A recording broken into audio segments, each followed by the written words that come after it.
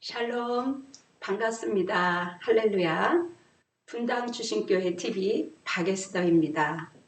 오늘도 예배 가운데 하나님의 은혜가 충만하기를 예수의 이름으로 축원합니다. 찬송가 복의 근원 강림하사 28장 같이 부르겠습니다.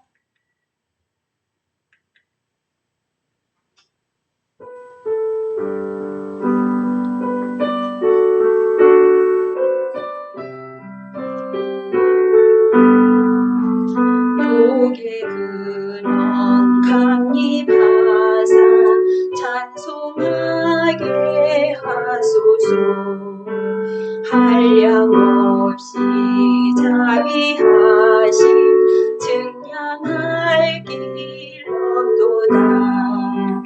천사들의 찬송하로 나를 가르치소서. 구속하신 그 사랑을 항상 찬송합니다. 주의 그 신통받아 이때까지 왔으니 이와 같이 천국에도 이르기를 바라네. 하나님의 불을 떠나 죄에 빠진 우리를 예수 구원하시려고 보혈을 흘려주셨네.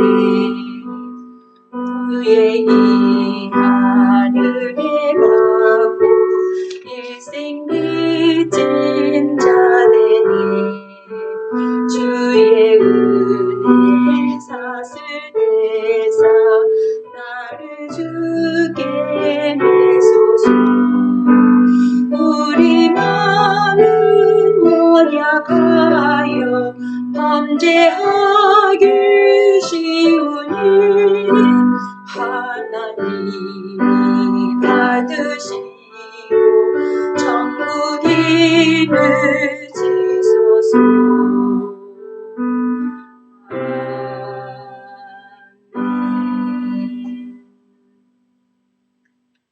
사도신경으로 다 같이 하겠습니다. 나는 전능하신 아버지 하나님 천지의 창조주를 믿습니다. 나는 그의 유일하신 아들 우리 주 예수 그리스도를 믿습니다. 그는 성령으로 잉태되어 동정녀 마리에게 나시고 본디오 빌라도에게 고난을 받아 십자가에 못 박혀 죽으시고 장사된 지 사흘 만에 죽은 자 가운데서 다시 살아나셨으며 하늘에 오르시어 전능하신 아버지 하나님 우편에 앉아 계시다가 거기로부터 살아있는 자와 죽은 자를 심판하러 오십니다. 나는 성령을 믿으며 거룩한 공교회와 성도의 교제와 죄를 용서받는 것과 몸의 부활과 영생을 믿습니다. 아멘. 기도하겠습니다.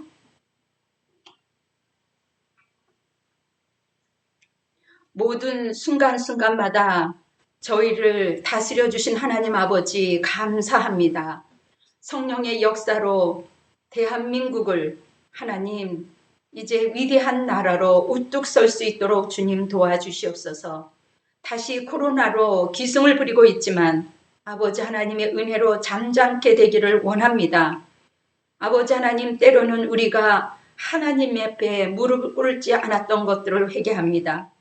이제 아버지 하나님 곳곳에 남은 자들을 통하여 하나님 이 나라와 민족을 위하여 기도하는 그 간절함이 하나님께 상달될 수 있도록 인도하여 주시고 다시 한번 성령의 불이 아버지 하나님 충만함으로 아버지 하나님으로부터 아버지 영광을 돌릴 수 있는 우리 백성들이 되게 도와주시옵소서.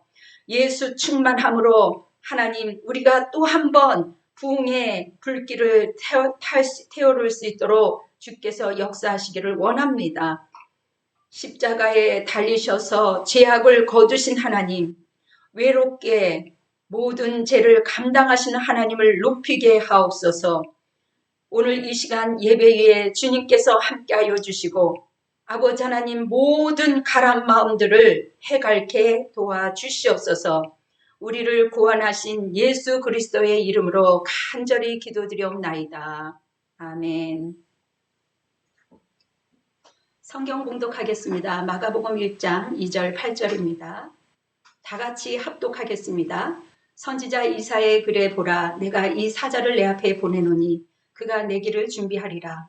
광야에 외치는 자의 소리가 있어 이르되 너희는 주의 길을 준비하라. 그의 오실 길을 곧게 하라. 기록된 것과 같이 세례 요한이 광야에 이르러 제사함을 받게 하는 회개의 세례를 전파하니 온 유대 지방과 예루살렘 사람이 다 나아가 자기 죄를 자복하고 요단강에서 그에게 세례를 받더라. 요한은 낙타털을 옷을 입고 허리에 가죽띠를 띠고 메뚜기와 석청을 먹더라. 그가 전파하여 이르되 나보다 능력 많으신 이가 내 뒤에 오시나니 나는 굽혀 그의 신발끈을 풀기도 감당하지 못하겠노라. 나는 너희에게 물로 세례를 베풀었거니와 그는 너희에게 성령으로 세례를 베푸시니라. 아멘. 세례 요한은 회개의 세례를 베푼 그리스도의 선구자 중 한 사람입니다.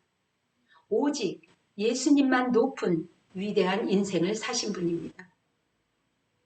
여자가 난 자 중에 이보다 큰 이가 없다고 하시며 주님은 세례 요한을 높이셨습니다. 이것은 예수 그리스도의 평가입니다. 우리는 하나님이 인정하시는 성공적인 인생을 살기 원합니다. 성공의 핵심은 주의 사명을 인식하고 부르심의 사명을 감당하는 것입니다. 세례 요한은 그러한 면으로 보면 참으로 성공적인 인생을 사신 분이라 할 수 있습니다. 그는 여자가 난 자 중에 가장 위대한 자라고 합니다. 마태복음 11장 11절 15절 함께 봉독하겠습니다. 여자가 낳은 자 중에 세례 요한보다 큰 이가 일어남이 없도다. 그러나 천국에는 극히 작은 자라도 크니라. 세례 요한의 때부터 지금까지 천국을 침노를 당하노니 침노하는 자는 빼앗느니라. 모든 선지자와 및 율법이 예언한 것은 요한까지니 만일 너희가 즐겨받을진대 오리라 한 엘리야가 곧 이 사람이니라. 귀 있는 자는 들을지어다.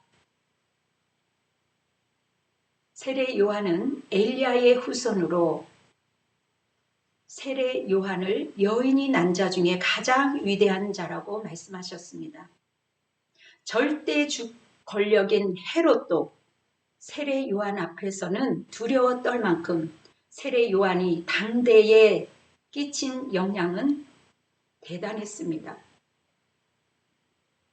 바리새인들과 사두개인이 회개했고 그 앞에 세례를 받을 정도로 세례 요한은 굳은 마음을, 단단한 마음을 가진 사람들을 깨어지게 하는 강력한 메신저였습니다.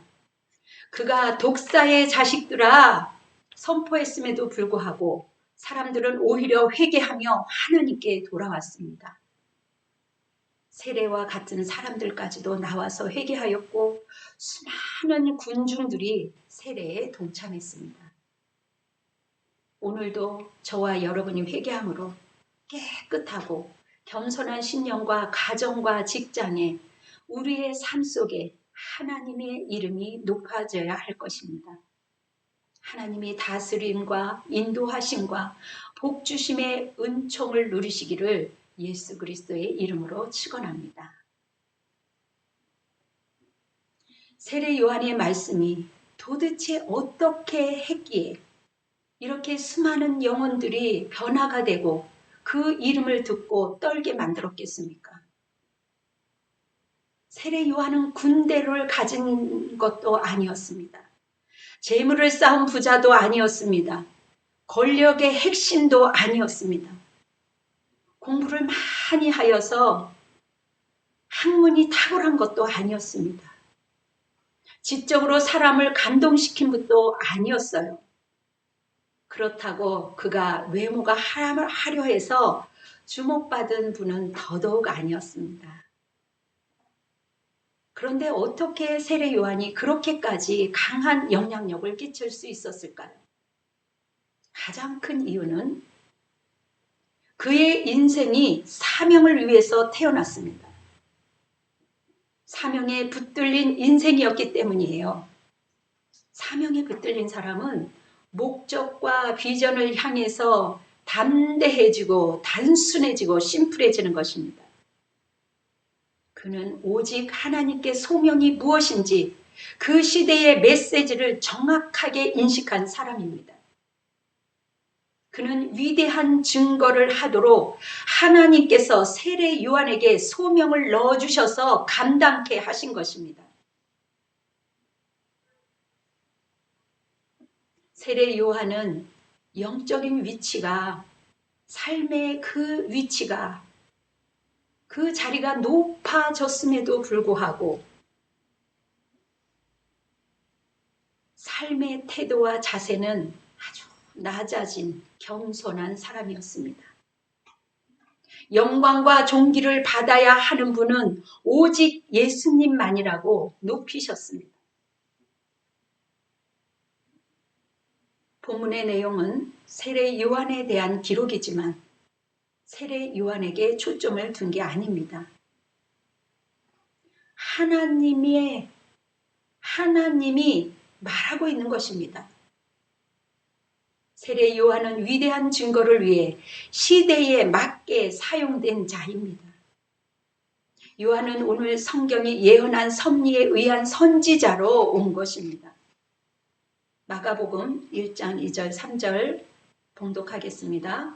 선지자 이사야의 글에 보라, 내가 사자를 내 앞에 보내노니 저가 내 길을 예비하리라. 광야에 외치는 자의 소리가 있어 이르되 너희는 주의 길을 준비하라. 그의 오실 길을 곱게 하라.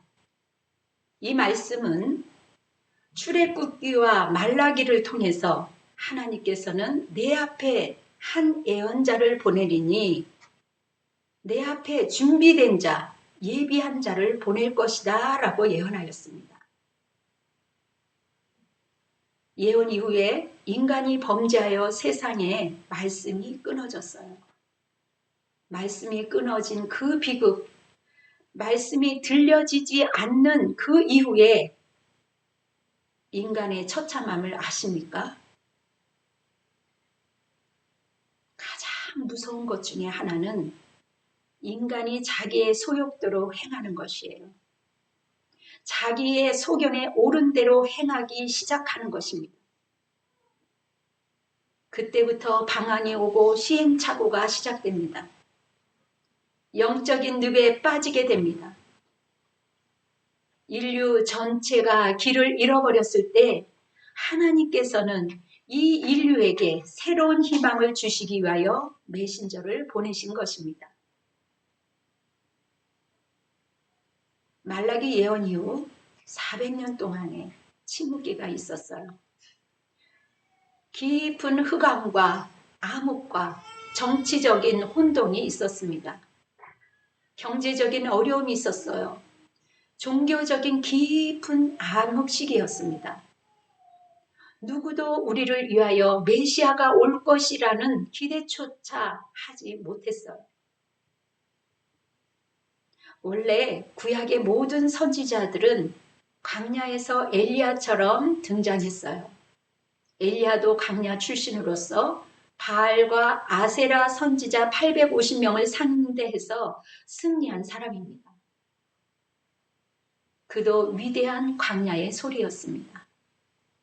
그런데 내 앞에 한 선지자를 보내노니 라는 말라기가 예언한 그 모습 그대로 세례 요한이 온 것입니다.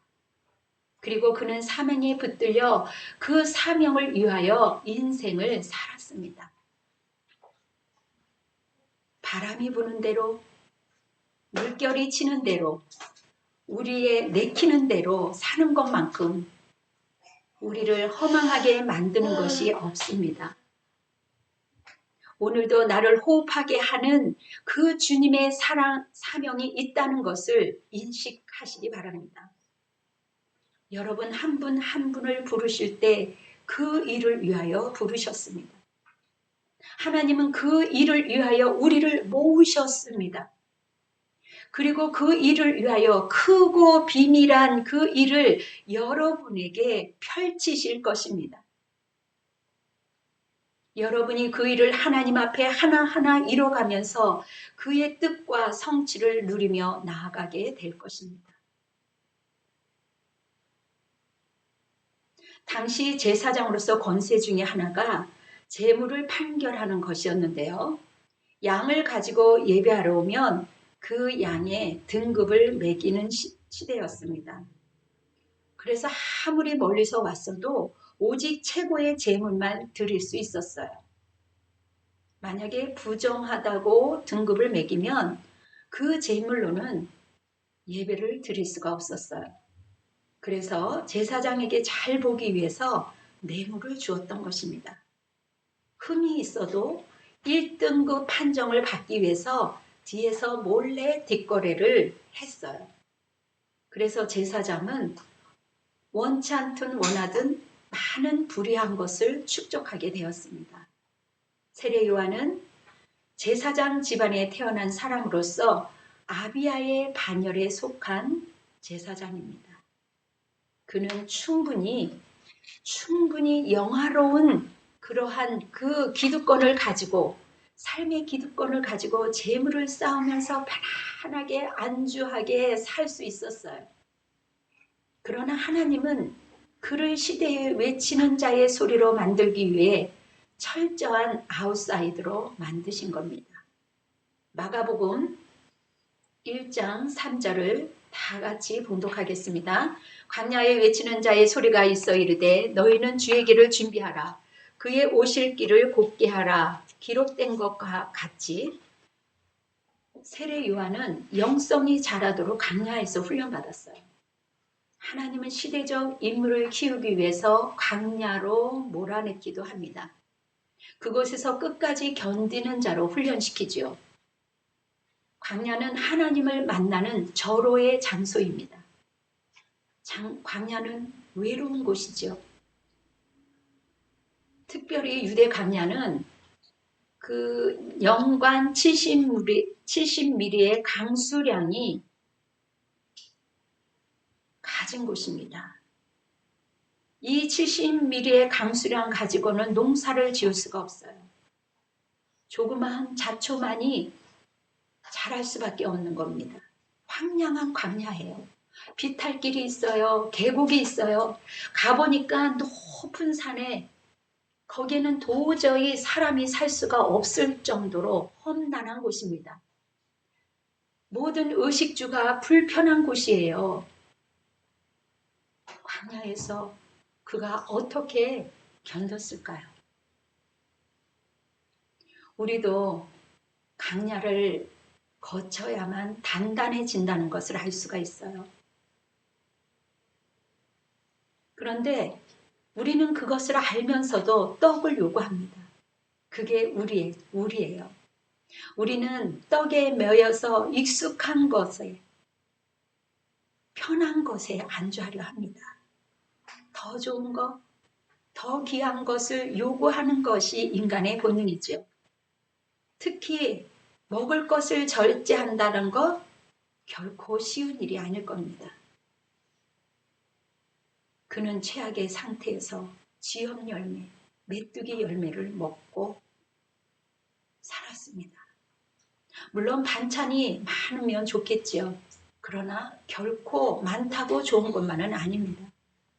우리는 필요한 일용할 양식으로 만족해야 한다고 성경은 말씀하고 있습니다. 그런데 하나님은 세례 요한을 지독한 광야에 보내셨어요. 보내신 이유는 간단합니다. 광야에서는 하나님을 만나는 은혜가 가득 넘치는 곳이기 때문이에요. 세례 요한은 광야에서 수많은 경험을 하게 됩니다.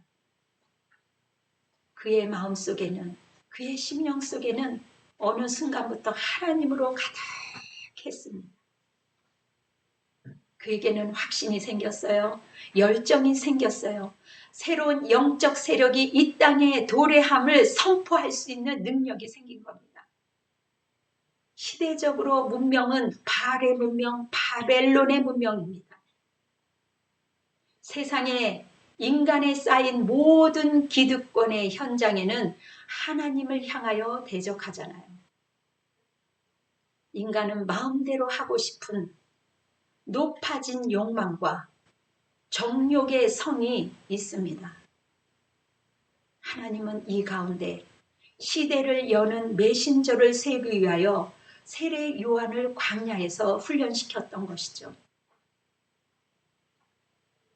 여러분, 우리에게 광야가 있다는 것은 축복으로 받으셔야만 됩니다. 하나님이 파수꾼으로 세우기 위해 하나님께서는 성도들에게 때로는 광야를 허락하시잖아요. 이것이 어떤 때는 경제적일 수 있고 어떤 때는 자녀가 광야요, 질병이 광야요, 외로움이 광야요, 관계와 물질의 광야일 수 있습니다. 우리가 정도를 가면서 때로는 소외를 당할 수 있어요. 소외를 당하는 것도 광야임에 틀림없습니다. 건강의 광야를 갈 수 있어요. 그런데 그 고난을 겪은 다음에는 우리가 하나님을 만나게 되잖아요. 눈에 보이지 않는 하나님을 우리가 어디에서 체험하시겠습니까? 지독한 외로움, 몸 떨리는 깊은 고독 속에서 서 있을 때 하나님은 그 빈들의 광야에서 그 어려운 가운데서 우리가 주님을 찾을 때 우리를 만나주셨잖아요. 인생에서는 고독과 절망과 외로움을 느끼잖아요. 이것이 인생과 영혼의 광야입니다. 여기에서 비로소 나는 아무것도 아닌 존재임을 깨달을 때 세상에 보내신 이유를 설명해 주실 것입니다. 여러분, 광야는 소음도 없어요. 심플해요. 사람도 없어요. 혼잡함도 없어요. 광야의 어원은 하나님의 말씀을 듣다입니다. 이곳에서 저와 여러분이 단단한 사람이 되도록 하나님은 훈련시키셔요. 여러분, 마귀가 우리의 입을 벌리고 들어와도 저와 여러분에게 영적인 야성이 있으면 우리는 승리할 수 있어요. 하나님의 음성을 순수하게 듣는 예배의 그 자리를 빼앗기지 않을 때 영적인 야성이 생기는 것입니다. 그러므로 우리는 영적인 그 필드적 영성을 회복해야 해요. 예배의 현장을 사모하시고 그리고 여러분들이 체험받은 그 체험이 그 삶이 되시기를 바랍니다. 여러분, 하나님의 칼을 칼꽂이에만 그냥 꽂아두기만 하면 그 칼꽂이에만 넣어두면 녹슬게 되잖아요. 이는 필드에서 사용할 때만이 날카롭게 갈아지는 것입니다. 죽으면 죽으리라는 그 간절한 기도처럼 하나님께 기도해 보세요. 하나님은 저와 여러분의 그 간절한 기도로 그것을 듣고 일하시기를 원하십니다. 하나님께 맡기시기를 바라요. 마가복음 1장 6절을 우리가 읽어보면 요한은 낙타털 옷을 입고 허리에 가죽띠를 띠고 메뚜기와 석청을 먹다라 말씀하셨습니다. 철저한 필드 정신으로 키워진 세례 요한은 하나님이 주시는 삶을 살았어요. 그는 광야에서 하나님이 직접 주시는 음식을 먹으면서 그분과의 소중하고도 깊은 관계를 맺어갑니다. 우리는 이 모습을 보면서 우리의 삶을 어떻게 이루어야 할지를 배우잖아요. 세례 요한은 하나님의 그 필드 훈련을 통해서 절대로 타협하지 않습니다. 하나님의 귀한 메신저가 되는 것이죠. 그래서 자신이 증거해야 할 예수 그리스도를 위해 달려가는 것입니다. 세례 요한은 주에게서 나와서 주로 돌아감으로 주님께 세세 영원토록 영광을 돌리고 있는 사람이에요. 그의 마음과 정신은 오직 예수님께 초점을 맞추는 사람입니다. 우리가 먹든지 마시든지 무엇을 하든지 그리스도께 영광만을 위하여 사는 사람임을 기억하시기 바랍니다. 우리가 가는 곳곳마다 하나님의 영광의 도구로 쓰임받기를 간절히 바라요. 하나님의 보호하심이 얼마나 위대한지.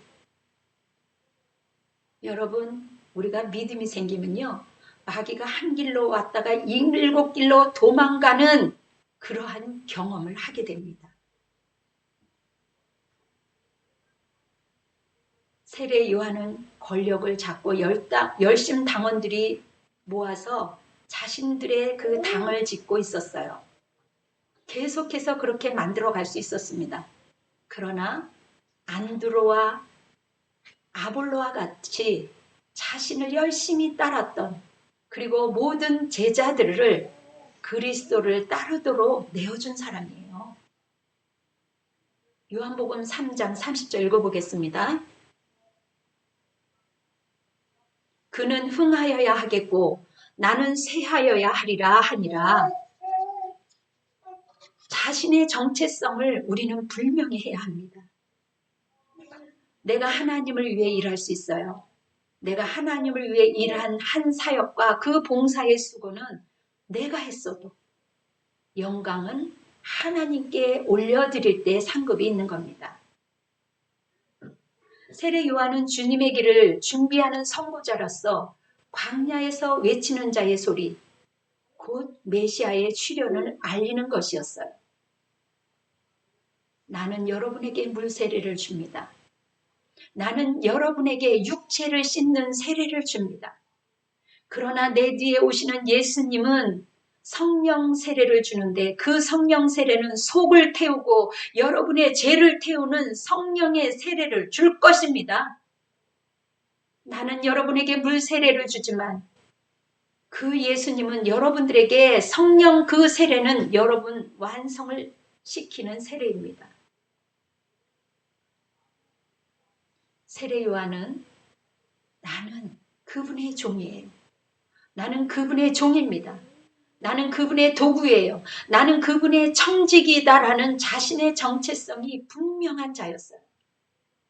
하나님 앞에 분명한 정체성을 가질 때 하나님과의 아름다운 영적 조화 속에 쓰임받게 되는 것이지요. 여러분들이 잘 알고 있는 느부갓네살 왕이 교만했습니다. 그가 교만했을 때 보다 못한 하나님은 그가 7년간 소처럼 풀을 뜯으며 먹게 하셨어요. 그리고 결국에는 7년 동안 고생을 할 때 그의 입에서 아하, 내 위에 하나님이 계시도다 깨닫게 된 거죠. 그러한 고백이 느부갓네살 왕의 입에서 나올 때까지 그를 훈련시킨 겁니다. 교만의 배후에는 마귀가 있어요. 교만의 배후에는 이렇게 원수가 우리의 시간들을 빼앗아갑니다. 우리의 소중한 것들을 빼앗아갑니다. 교만 중에서도 신앙적인 교만이 가장 무서운 것이죠. 이 훈련을 통과한 세례 요한은 절대 겸손이 있었던 것입니다. 나의 무익함을 알며 고백할 때 하나님이 일하시게 됩니다. 일관되게 자신이 예수님의 안내자에 불과하다는 사실을 견지하였던 세례 요한은 끝까지 멋지게 쓰임받아요. 대부분 사람들은 나 자신을 넘어가지 못해서 성령으로 시작하였다가 육체로 끝내는 이들이 많이 있어요. 그러나 세례 요한은 주님, 저는 아무것도 아닙니다. 저는 낮아져야 하겠고 또한 무너져도 좋습니다. 오직 주님만 영광 받는 길로 가게 하옵소서. 이러한 자세로 살 때 여러분의 그 인생, 여러분의 자녀, 여러분의 가정, 여러분의 그 섬기는 교회와 일터가 살게 될 줄 믿습니다. 빌립보서 1장 20절 봉독하겠습니다. 나의 간절한 기대와 소망을 따라 아무 일에든지 부끄럽지 아니하고 지금도 전과 같이 온전히 담대하여 살든지 죽든지 내 몸에서 그리스도가 존귀하게 되게 하려 하나니 나는 주님을 존귀케 하기 위해 지음 받았음을 아는 것, 이것이 주님을 높이는 것입니다. 이것이 주님을 사랑하는 것이에요. 이것을 주님을 진정히 하나님을 경외하는 것입니다. 우리를 광야에 넣으셔서 기도할 수밖에 없는 그러한 환경을 만드실 때 비로소 깨닫게 되잖아요. 사울은 하나님을 존귀하게 여기지 않았습니다. 왕이 되면서부터 모든 왕권의 권력을 자신에게로 영광 돌렸습니다. 하나님은 그 소중한 왕권의 관리를 다윗에게로 옮겨집니다. 그러므로 우리의 삶은 늘 하나님 앞에 올려드려야 되겠습니다. 필드에서 하나님을 만난 하나님, 개척 정신을 계속 유지해야 교회의 교회됨이 드러나는 겁니다. 순종함으로 길을 열어드리며 주님이 일하시도록 올려드려야 되지요. 계시록 5장 12절 13절 함께 봉독하겠습니다.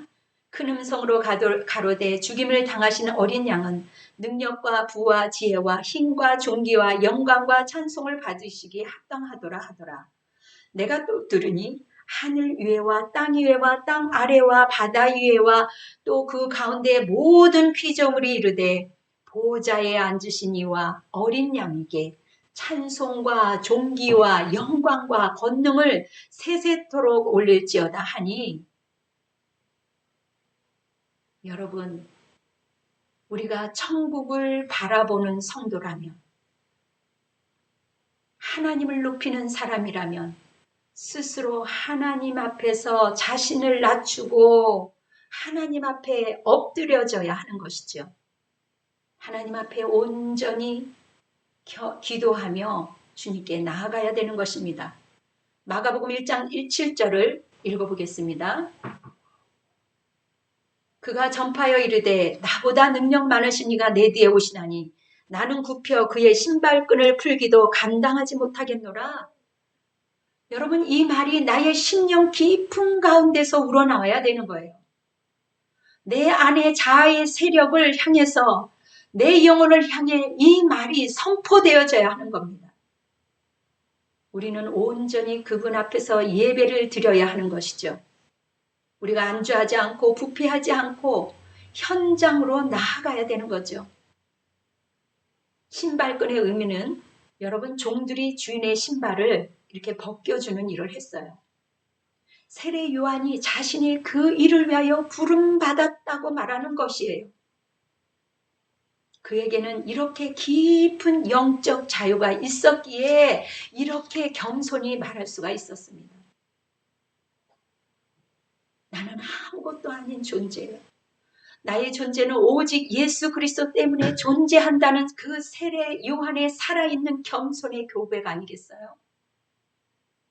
그래서 주님은 세례 요한을 여자 중에서 난자 중에 가장 위대한 자라고 말씀하시는 것이에요. 저와 여러분은 하나님을 범사에 인정해야 합니다.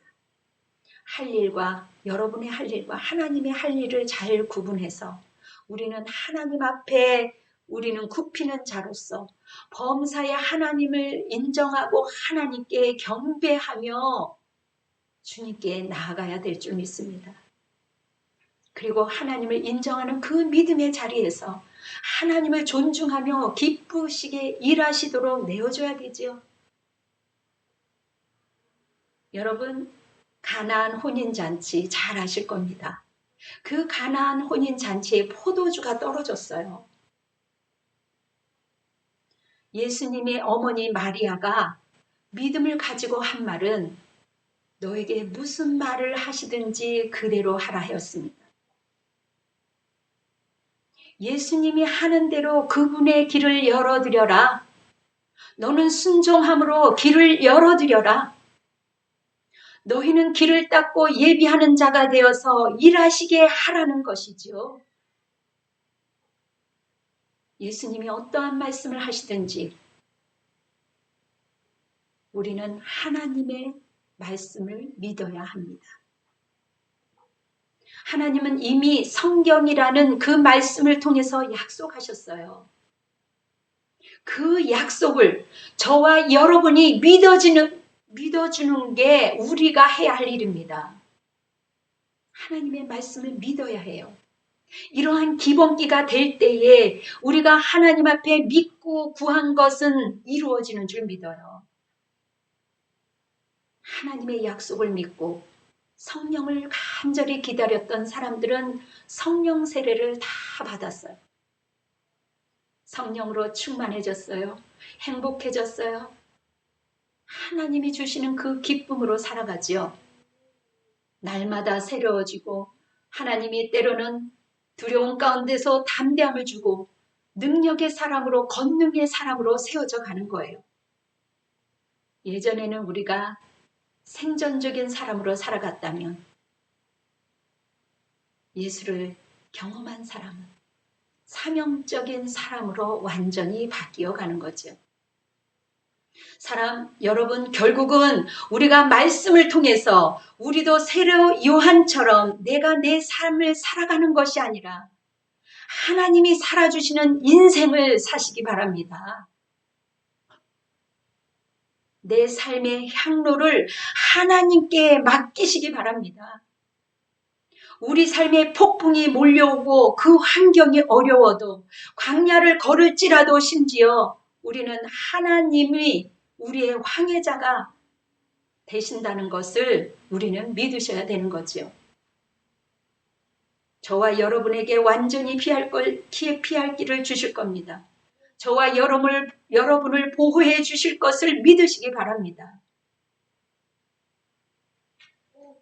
여러분, 하나님을 경배하고 하나님께 순종하며 하나님이 행하시도록 맡기는 복주심의 그 은혜를 누리시기를 예수 그리스도의 이름으로 축원합니다.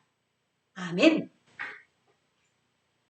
314장 내 구주 예수를 더욱 사랑 부르겠습니다.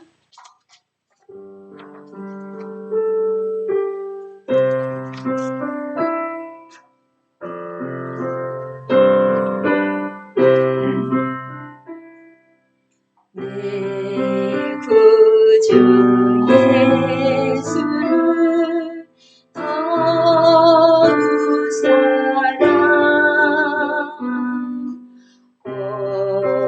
엎드려 기도할 들으소서.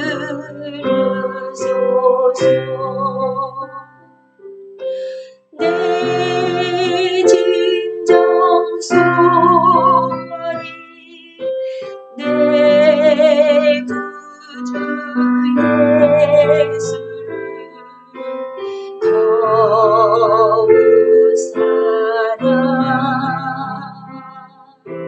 더욱 사랑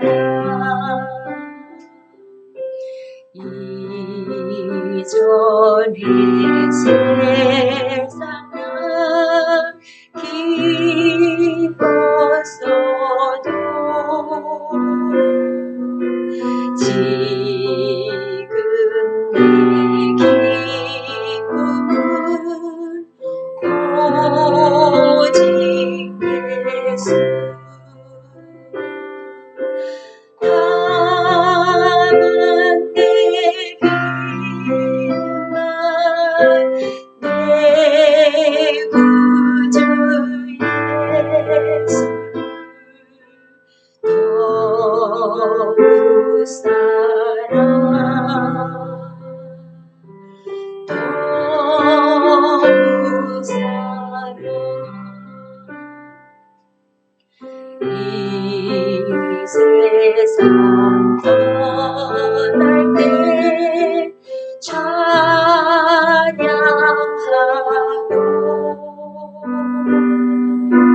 숨질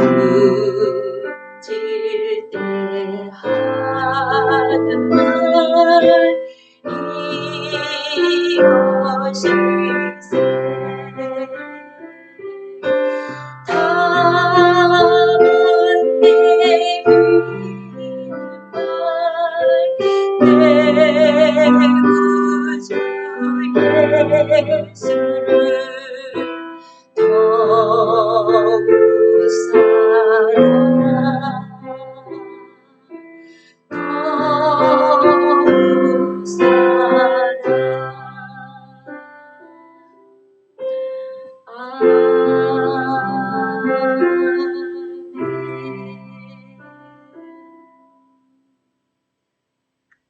축도로 예배를 마무리합니다.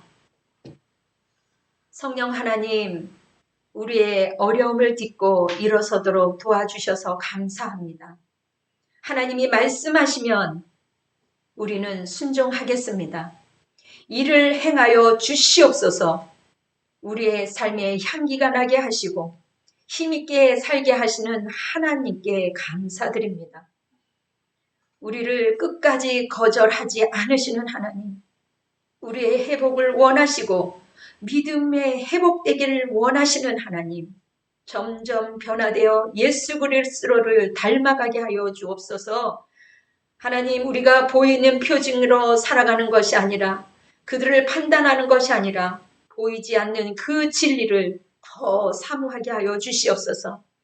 주님 안에서 자유함으로 사랑할 수 있게 하시고, 하나님, 우리가 때로는 주님을 누리지 못함으로 세상 가운데 불신으로 그 버림받았던 그 심정들을 그리스도 안에서 고침받게 허락하여 주시옵소서.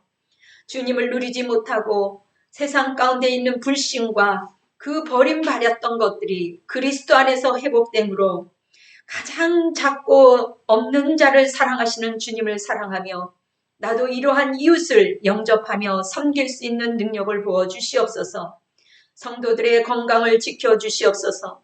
성도들의 일터를 하나님께서 보호하여 주시옵소서. 주님, 우리에게 필요할 양식이 배가 되기를 원합니다. 가난한 자들에게 주님의 따뜻한 손길이 될 수 있도록 저희들을 통해 일하여 주시옵소서.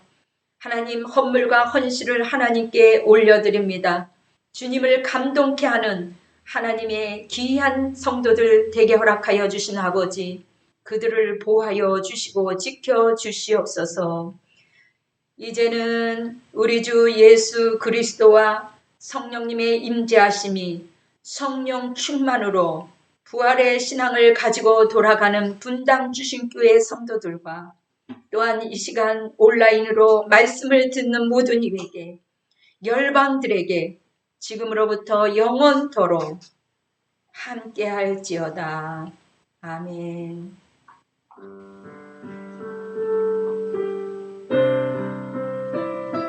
하나님께 영광의 박수를 올려드리겠습니다. 감사합니다. 여러분 사랑합니다. 축복합니다. 그리고 좋아요 눌러주세요. 네, 일주일 동안 승리하시기를 축복합니다.